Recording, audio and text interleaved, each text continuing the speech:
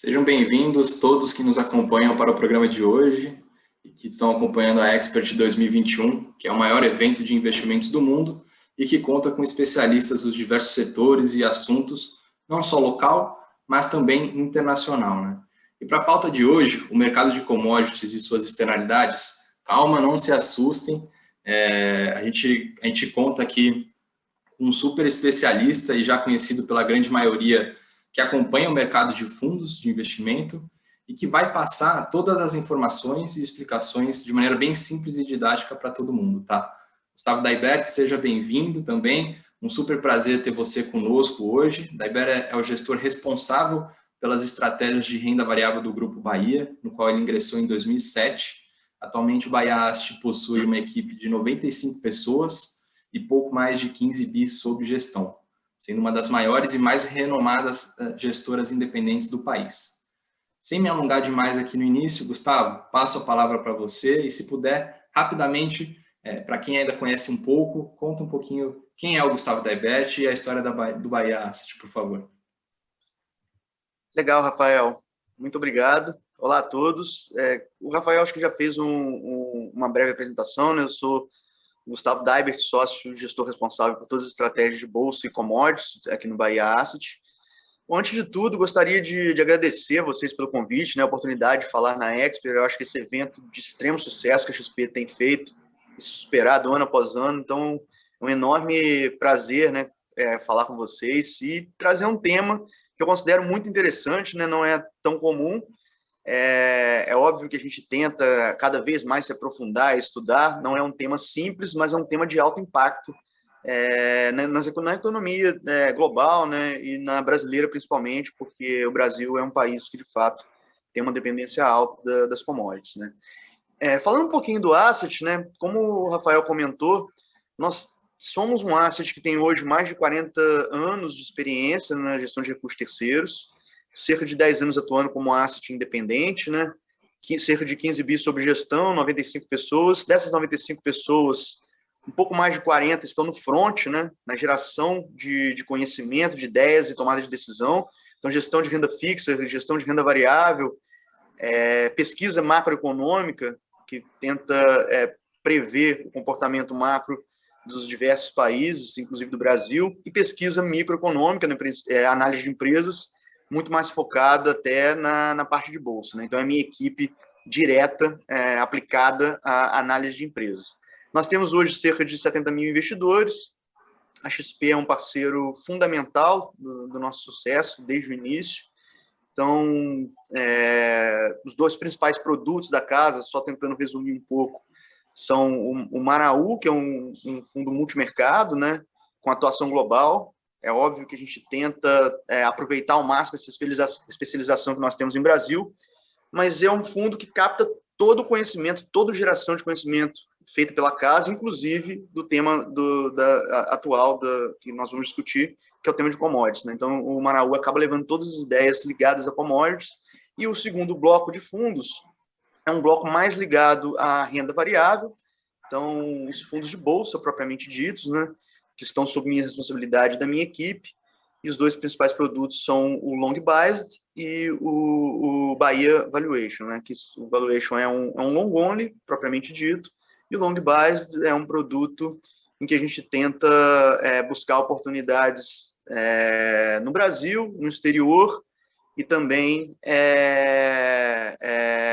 dar ao cliente a oportunidade de você ter um direcional diferente, né? Então, o fundo fica mais comprado, mais vendido, não fica 100% comprado o tempo todo. Às vezes ele está 50% comprado, às vezes menos. E o cliente delega ao gestor essa possibilidade de estar mais ou menos comprado em bolsa, né? Não querendo me alongar muito, Rafael, é um resuminho assim, da casa. Obrigado, Gustavo. E aí, sobre o assunto de hoje, né, commodities especificamente, explica para a gente o que é commodity, né, e qual a importância, o impacto que ele tem na economia de forma geral. Bom, falando de forma simplificada, as commodities são ativos básicos, né, materiais básicos, como petróleo, minério, né? A gente tem commodities agrícolas, gente pode pensar em soja, milho, algodão, café, commodities metálicas, onde nós podemos incluir aço, minério de ferro, níquel, cobre, e commodities ligadas à energia, né, que a principal delas disparada é o petróleo, talvez seja a commodity mais importante em termos econômicos, nas discussões de impactos econômicos hoje. No futuro tende a mudar, mas hoje eu diria que ainda é a commodity mais discutida e que exerce maior influência nos mercados. E o etanol também, que é também uma commodity energética que se correlaciona, inclusive, com o açúcar, que é uma commodity agrícola, né? Então, a gente tem uma série de commodities sendo discutidos, cada um em uma fase de desenvolvimento, algumas menos industrializadas, outras mais. A ideia do conceito é que você tenha materiais que sejam comparáveis, independente de onde estejam, né? Então, um material que esteja no Brasil poder ser comparável com o material na China.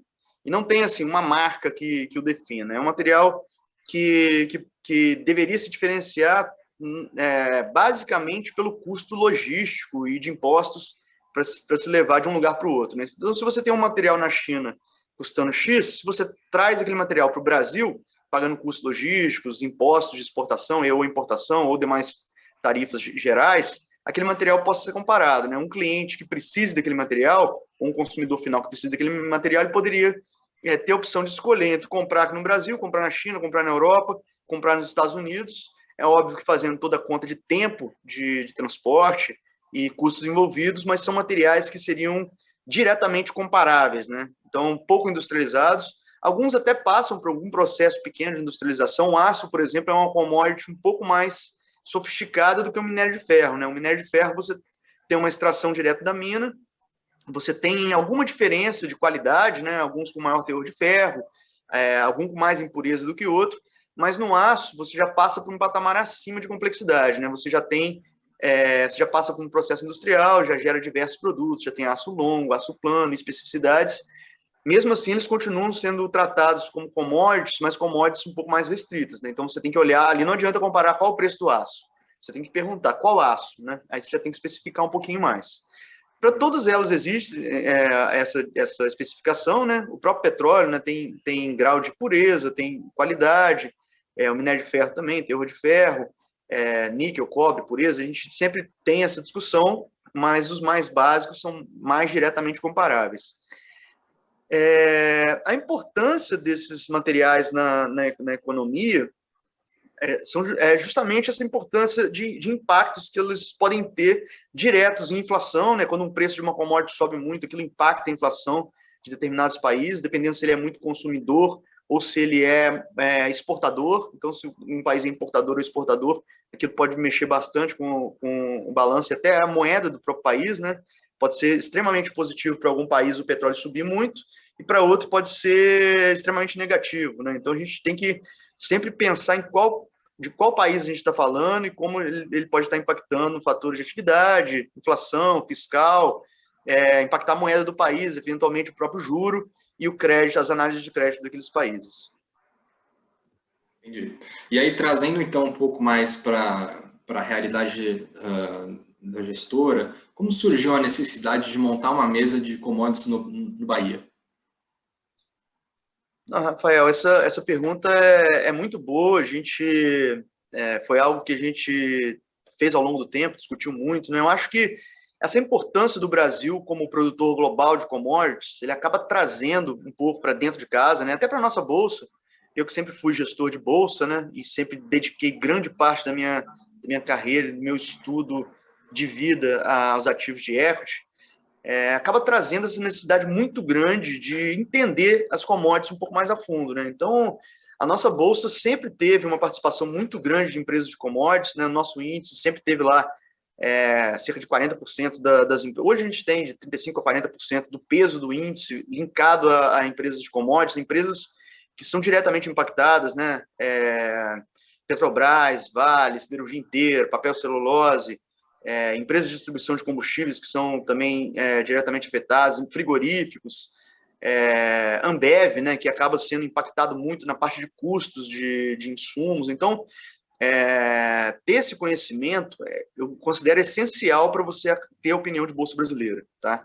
Então, acho que a Bolsa foi o trigger ali, né? Foi a fagulha que nos incentivou muito. A gente precisa saber mais sobre isso para poder ter a opinião das empresas. É impossível ter opinião e operar a Petrobras, a Vale, Siderúrgicas, toda essa gama de empresas sem ter uma mínima opinião do que está acontecendo, ou entendimento básico do que está acontecendo com o petróleo, com o minério, com o aço, e com as commodities em geral. Mas depois disso, quando a gente se torna um asset mais completo e mais complexo, até com o crescimento das estratégias multimercado, Maraú, a gente atingindo mercados globais e operando lá fora, acaba que para um asset ter essa ambição, né, de operar diversos mercados e querendo operar a fundo Bolsa Brasileira, você não ter um estudo aprofundado nessa classe de ativos quase que te impede de ter um entendimento mais adequado do mercado como um todo, né? Então, a meta não é querer acertar todos os movimentos de curto prazo, então é quase impossível, né, você entender exatamente o que vai acontecer com o clima, qual é a restrição de geada que vai ter, ou nevou em algum lugar, ou teve uma inundação na parte agrícola, ou se teve uma decisão da OPEP no mercado de petróleo, de curto prazo. É muito difícil você cercar tudo.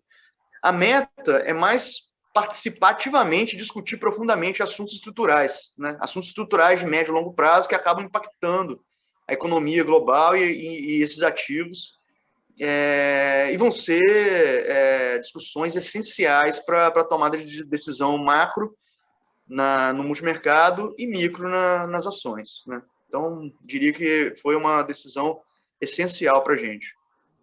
Legal. E aí, como é que é a abordagem da análise das principais commodities?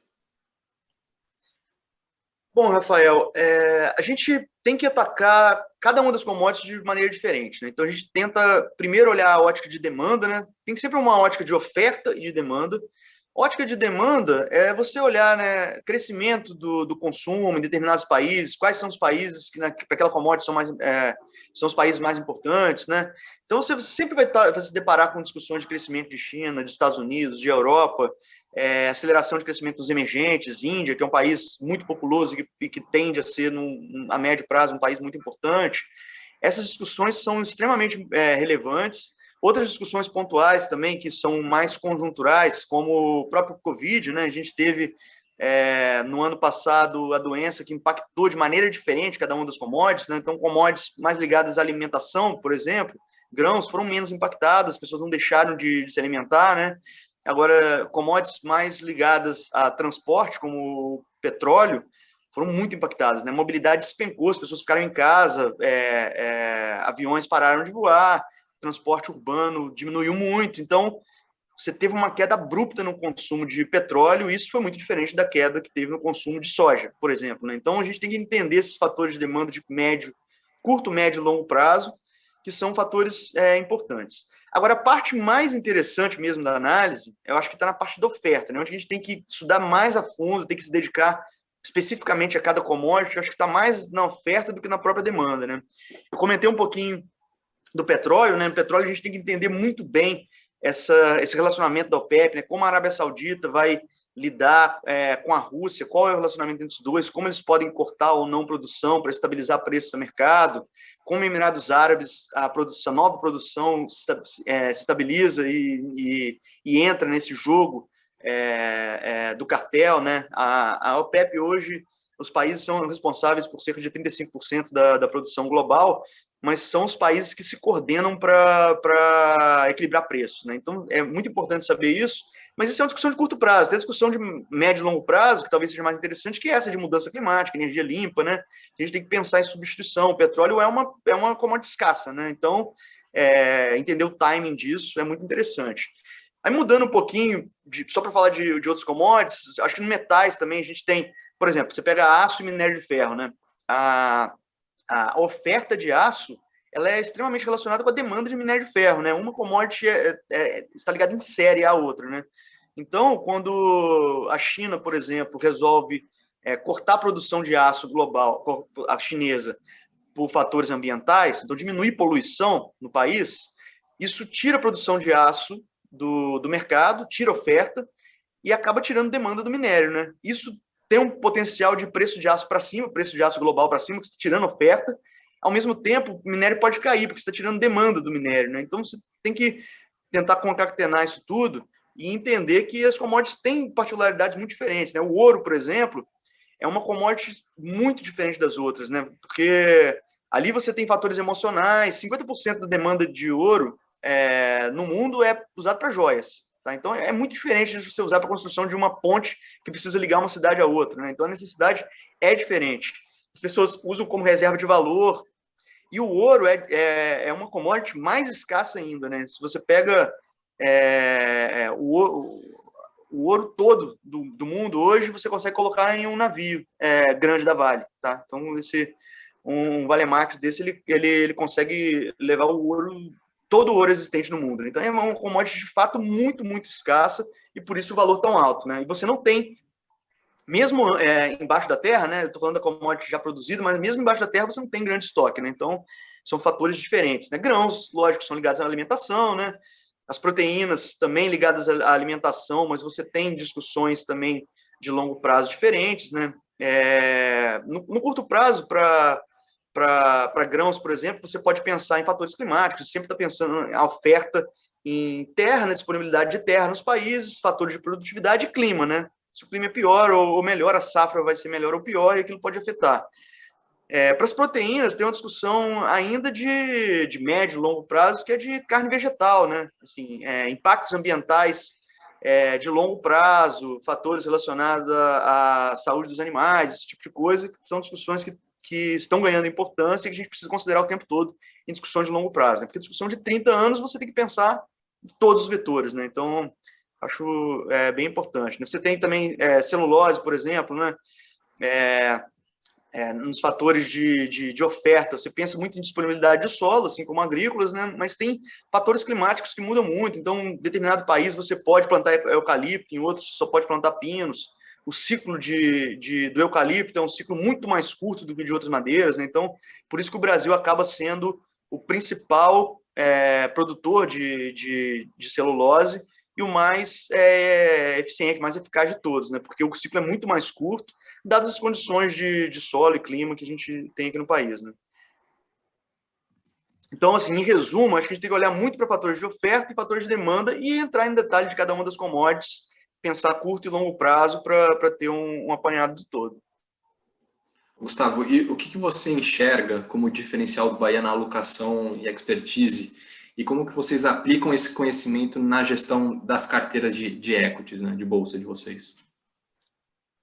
Bom, Rafael, eu acho que é isso. Assim, eu acho que o nosso principal diferencial é justamente a qualidade das equipes, essa ligação muito forte com estudo, pesquisa. Então, sempre tentar ir a fundo, entender quais são os fatores de discussão que a gente precisa gastar tempo, estudar e entrar para entender melhor, né, e aplicar nos nossos portfólios.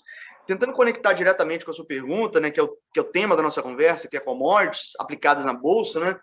Acho que esse conhecimento gerado acaba nos dando muito mais base para ter a opinião das empresas, né? Então, esse fator que eu acabei de comentar com você de aço e minério, né? Ele é fundamental para a gente tomar decisão se a gente vai ter posição em Uzi Minas, ou em Gerdau, ou CSN, ou em Vale, né? Quando a gente está falando de petróleo, o tempo todo a gente está pensando na Petrobras, né? É óbvio que na Petrobras ainda tem fatores políticos, fatores diferentes que não são simplesmente o repasse do preço de petróleo na empresa, mas a gente precisa ter uma base conceitual forte de petróleo, porque ele é uma empresa de óleo, né? Assim, o que será da Petrobras daqui a 30 anos? Sempre se perguntar isso o tempo todo na composição dos portfólios, pensar em grãos, né, afetando até a parte de custos das empresas, né?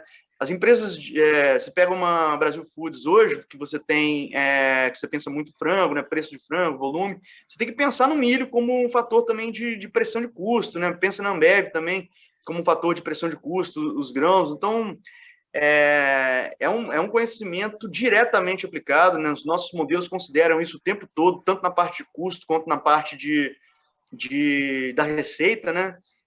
Quando você olha uma Vale, aí nem se fala, né? Porque é uma empresa de commodity pura, né? Então, ali você tem que ter a opinião do minério de ferro, preço e volume, preço do níquel, volume de níquel, cobre, interrelação com a China, como que a China está se relacionando com a empresa diretamente, é quase como uma empresa-país, né? Você precisa se preocupar com o relacionamento dela com o país, né? Então, como está desenvolvida a logística daquela empresa. Então, fatores logísticos também são extremamente importantes. De uma commodity que não tem logística, ela vale zero, assim, né? Assim, petróleo no fundo do mar, você tem aqueles quadradinhos do mar que são os blocos lá, tem o petróleo lá, mas, assim, se não tem como tirar, não vale nada, né? E isso vale para minério, vale para tudo que está sem logística, né? E não basta tirar, você tem que transportar até um lugar que seja o seu mercado consumidor, né? Se você não tem como transportar, o seu transporte daquilo é tão caro que não compensa, então aquela commodity acaba valendo zero, né?